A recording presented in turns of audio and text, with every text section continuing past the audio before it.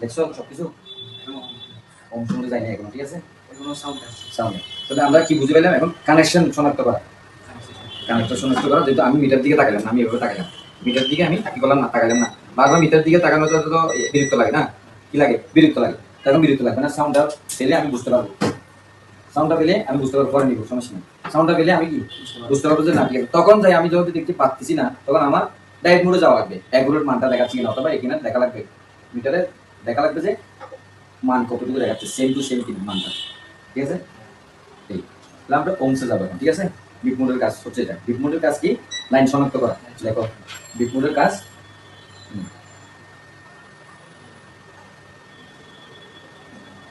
Line, আইসি line, আইসি বা pin আউটের line শনাক্ত করা,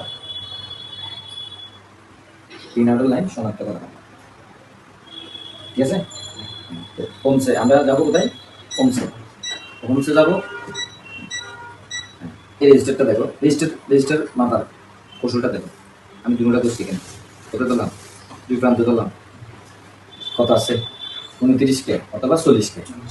এটা আপডাউন একটু থাকবে, 19-20 থাকবে, এগুলো পাবে না। এগুলো পাবে কখন? যখন তোমার নিউ হবে, রেজিস্টারটা নিউ হবে, তখন এগুলো পাবে। এটার একটা ক্ষয় আছে, এটা যেহেতু মাদারবোর্ড আছে, এটার একটা ক্ষয় আছে, দীর্ঘদিন চলছে, প্রত্যেকটা জিনিসের একটা ক্ষয় আছে, ক্যাপাসিটারও কিন্তু ক্ষয় আছে, ঠিক আছে? প্রত্যেকটা জিনিসের ক্ষয় আছে। তো আমরা রেজিস্টারটা মাপবো এভাবে। আর একটা সহজ উপায় হচ্ছে, রেজিস্টারটা আমি এখান থেকে তুলে ফেললাম, প্রত্যেকে আমি রেজিস্টারটা এখান থেকে তুলে ফেললাম।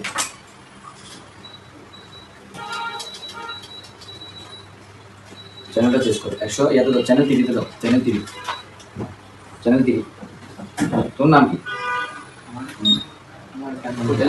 বাস, কি নাম? মিনা।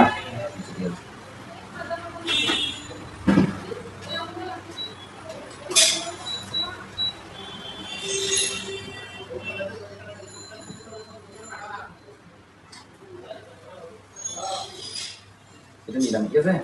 এটা একটা গ্রাউন্ডে দিলাম, দেখো কি এটা একটা গ্রাউন্ড বসে দিলাম। এই গ্রাউন্ডে দিয়ে সহজভাবে মাপা যায়, সহজভাবে মাপা যায়। এভাবে মাপতে হবে, কিভাবে? এভাবে সহজভাবে মাপা যায়। এটা রেজিস্টার কমছে না, বুঝতে পারছো কিনা? কমছে না। হোম রেজিস্টার হলে তোমার কি